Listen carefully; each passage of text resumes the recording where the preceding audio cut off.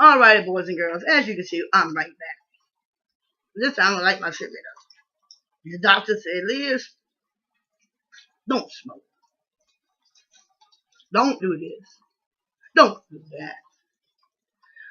Listen, I am a two-time alcoholic. Until the day I die, I will be an alcoholic. But you know, for me, it was easier to give up the alcohol twice. I slipped. You know. But the alcohol was easier because the alcohol had me being somebody that I was, if you know what I mean. And then I started thinking about it. Like, shoot, look how mom gonna be drunk when I had my two daughters. Now, I know they ain't gonna well y'all remember when y'all had y'all. But when I had my first daughter, I look into her little beady eyes and she can keep moving long enough.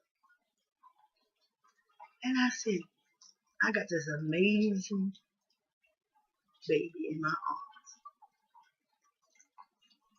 Now my job, I was scared, I was but 19. And I'm not gonna lie to you. I did not have the best parents in the world. I thought. But you know, as my grandfather said, you understand it better by and by. And what I mean by that, a lot of things that my mom should have done, could have done, and did do, couldn't do, I didn't understand why. So you think my mama had 3 kids, girl, and you would think that me and my mom would be close as shit. You know what I'm saying? We hang out and hell no. So I know how I feel like not to have the best parents in the world. I went to school, it seemed like nobody gives a damn. I stayed in trouble. Stayed in trouble. Stayed in trouble. Shit, that was it. I went to school just to get in trouble and get a free meal because we're so damn poor. If I didn't go to school, I wouldn't have ate. So, you know, shit. What the hell, why not? I went to school to eat, it caused trouble. Why? Because nobody gives a damn. And in the little town that I live in, Fluvanna County, Palmyra, Virginia, I've been here now 38 years. 39 if I make it to 44 if the Lord let me. Ain't a damn thing happened here. Out of the 39 years of living in Palmyra, it is it's a beautiful place. Please don't get me wrong. But as you can see, that how people take hope from you. Like, take for instance now, I live in this little town, Palmyra. I've been here 30-something years. So, you know, I know the ins and outs about this town. And I'm going to tell you, if you visit, keep your eyes wide open because you would pass it before you done realize it. I remember when 9/11 happened. Oh, everybody was panicking. I was upset too because if nobody should have the right to murder. So I was upset. But I understand sometimes people do the things they do. You must understand. Just because you or myself won't do it, that don't mean somebody else won't do it. But before you start judging people for why they do things, take the time out to understand why. When you take hope from people, what there's left, and you leave them to just do whatever you want. But I'm gonna leave y'all like y'all don't even belong to America. And regardless of you're American or not, we are all human beings. We are created all equal. So, where's the hope? Why do some have it and some don't? You take the government,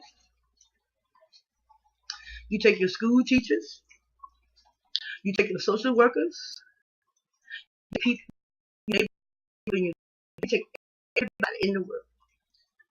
The ones that you think are supposed to look out for you and help you to better yourself. No, they don't want you to do better. You know why? Because you do better, they won't have a fucking job.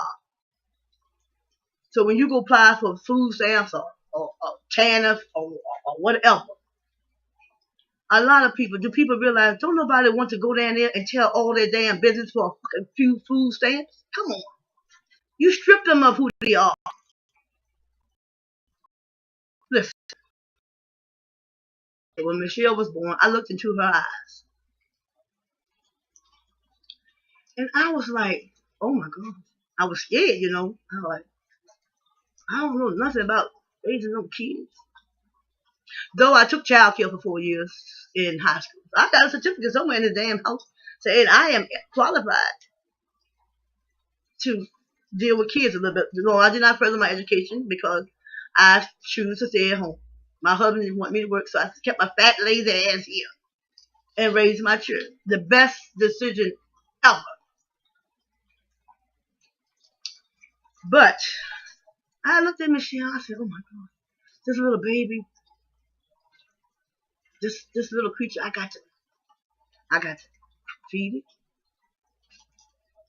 I got to keep her dry. I got to love her. That's the main thing, is love, connection. And sometimes it's sad when you hear mothers say that they have their babies and they have no connection. Now, honestly, in the hospital, they should ask this. Have a woman have the baby, and before she goes home, they should ask her, do you love your child? And if the woman say yes, good.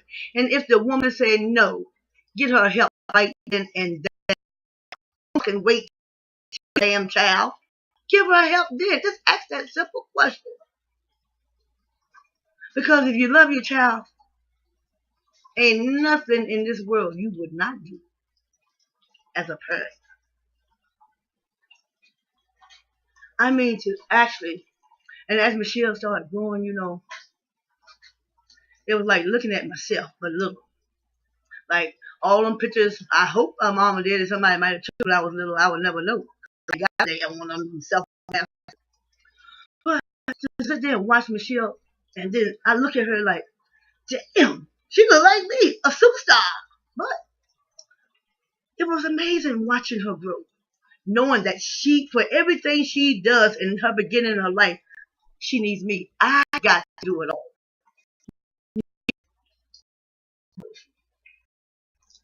And then as time went past, what happened? This one now. Now, I won't lie to you. God forgive me. Michelle was not actually playing. But the second baby, oh, hell, I'm having a good time now. I'm ready. Because with my first child, when I got pregnant, I was pregnant by an older gentleman. And after I got pregnant with Michelle, I said, well, what the hell?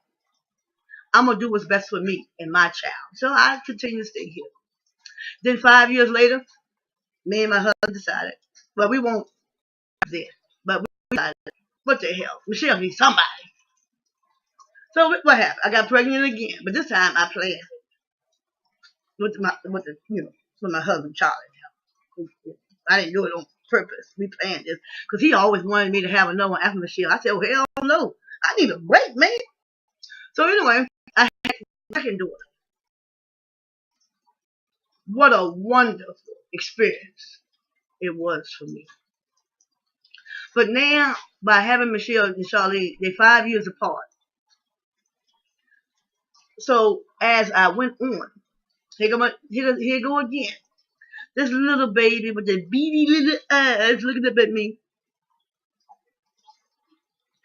She can't, if I don't do for her and love her and do right by her, she's not going to survive.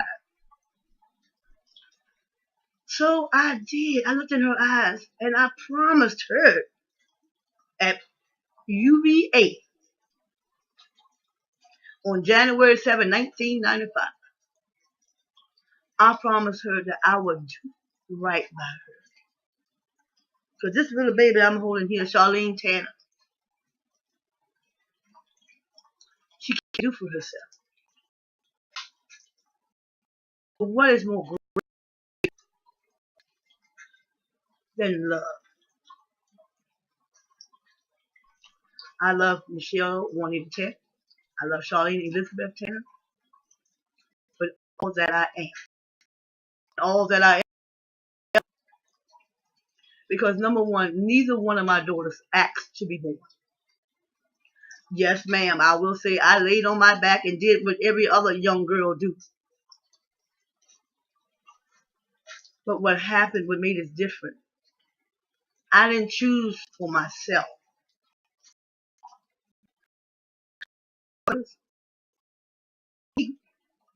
It was them. I made the right choice. I stayed with their father and we got married. You hear me? We got married. And ever since that day, I've been on a high like I don't know what. So let me tell you something. If you got hope, you don't need drugs. You don't need alcohol. You don't need all that shit to be happy. Look at me. I ain't got shit. But I do have my daughters. And the number one thing we have is love, trust, and honesty. And respect for one another. And let me tell you something. That don't cost you a damn cent. That's just something you automatically have within yourself. So do something about it. Just don't. Oh, that magical moment when he was born. Have that magical moment with you throughout your child's life.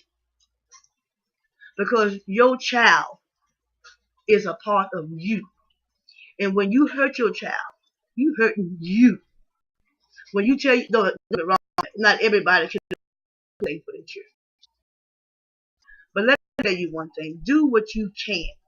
But the number one thing is love. It's not buying your child them damn Nike shoes. Let me tell you something. Michael Jordan got his money. Shit, what the hell you got to keep buying Nike shoes for? He got his money. It's not about the material things in life. That was a problem with the world today. I want the best because my neighbor got it. What my neighbor got don't do me no fucking good. I ain't gonna steal nobody, I ain't gonna rob nobody, cheat nobody, or nothing to get what my neighbor got. If she did it honestly and did it right by helping others, she deserved it. She deserved it. There's nothing wrong with her fruits. If she labored, she deserved it. But I must ask yourself this too. Everybody's saying the number one thing for most people in life is your biggest achievement is owning a home. Hell, it's not buying your first damn car. The number one thing in your life is you first. But when you decide that you want to lay on your back and conceive a child, take time out and make that your number one priority. Because I'm going to tell you, if you do well when they're young and be there with them throughout their years and listen to them, not order them, listen to them. Because when I talk to my girls from the time they was little, the time to where they at now, I remember what they done, I done it better. Because I didn't get caught. See, that's the thing. You can do shit, just don't get caught. But now society done change on that too. Hell, you do anything now, you be a kid, you can't do a damn thing because you're going to jail. What happened to the time when I remember being a kid, you could play tennis? Or was this a fun game? Hide and seek and all this stuff. You don't even see the children, they do shit. Lazy. But I'm going to have to go for now because I'm behind on my YouTube videos. Because you know, somebody went to see Beyonce. Well, bye for now. And I'll be back shortly with another.